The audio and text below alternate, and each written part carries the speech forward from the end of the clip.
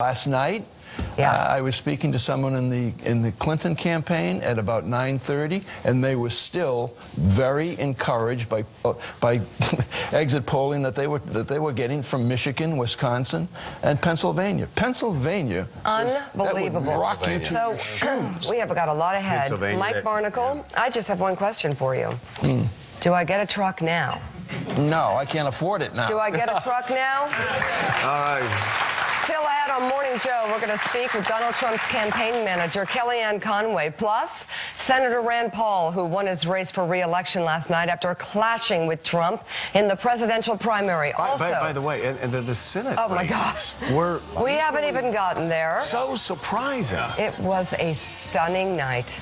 Congressman Chris Collins, who was the first member of Congress to endorse the Republican candidate, and later historian Michael Beschloss puts this incredible race into perspective. Up next, the founder of Real Clear Politics, Tom Bevan, on what the polls or pundits missed leading up to yesterday's amazing election outcome.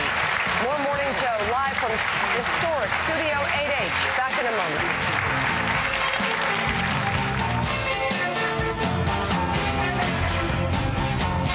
The 23rd go down in our history as our Independence Day. Today is our Independence Day.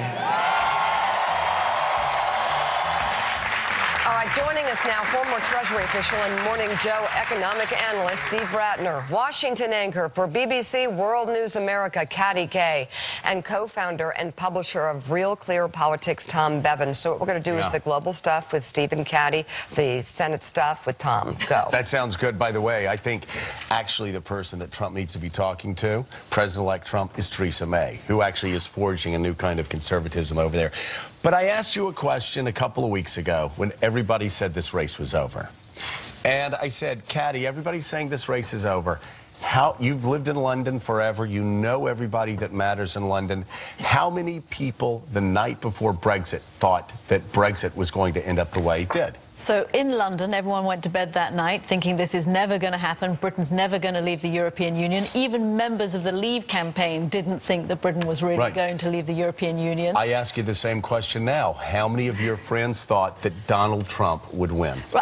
You're right. People are the same mood of shock, I think, is pervading the United States this morning as is pervaded Britain after Brexit vote. The difference is the polls in Britain actually got it right. The polls here got it wrong. But the financial markets in both places got it totally wrong. Right. We looked at the markets here.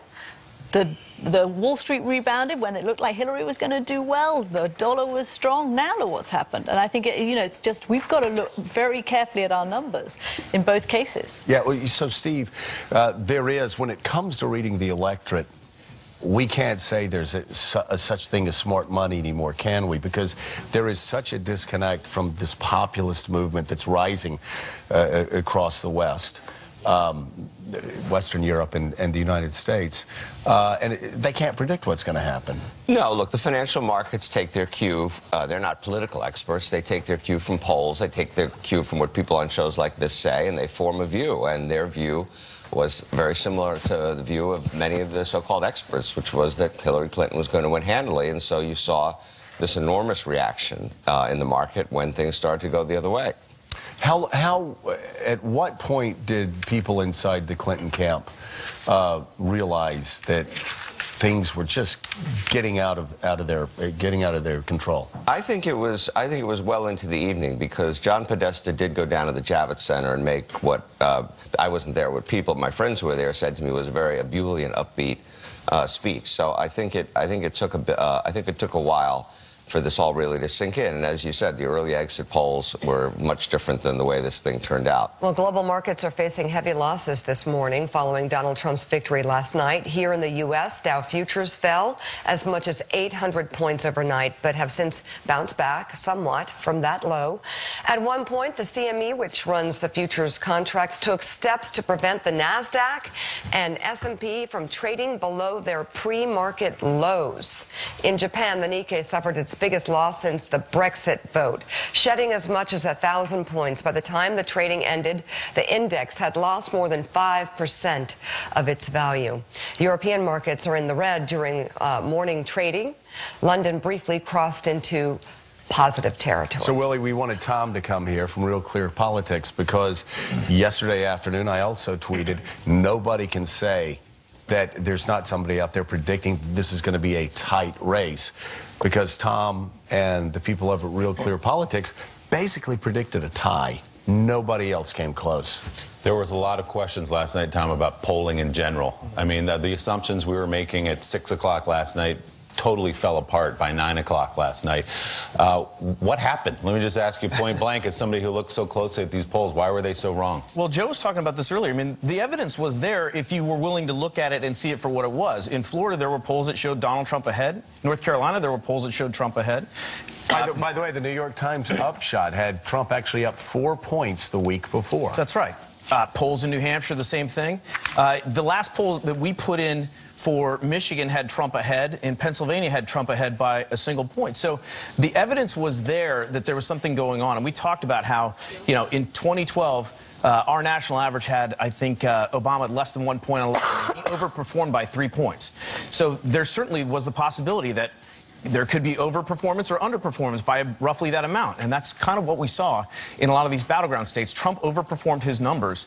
And so, look, there were some poll failures. I mean, Wisconsin, even the Marquette poll, which is considered the sort of gold standard of that state, missed it and missed badly. But there were indications. I mean, we talked yesterday on the set. I mentioned this Des Moines Register poll in Iowa, 7 points. He won Iowa by 9. And by the way, what I was telling people is you don't win Iowa by 7 points and not have an impact in Wisconsin, in Michigan, in Ohio, in Pennsylvania. That's one thing we know about that region. If you're winning by that much of a margin in Iowa, okay, maybe you can't transfer that over to Nevada, but you certainly can transfer it to Wisconsin.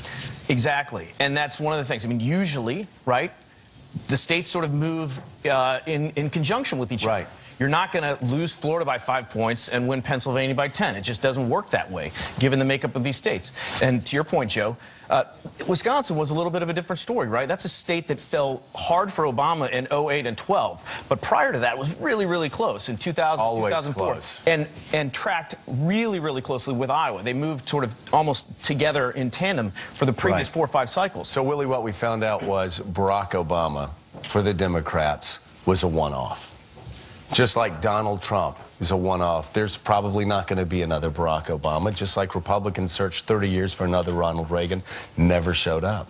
Well, Hillary Clinton certainly didn't turn out the Obama coalition the way they had to win. Millennials, African Americans, Latinos, who he said, unbelievably, Donald Trump did better than Mitt Romney among Latinos. But President-elect Trump will be dealing now with a Republican House and Senate. Both the House and Senate remain in Republican control after that party racked up big wins across the country last night. At this hour in the Senate, Democrats hold 45 seats compared to Republicans' 51.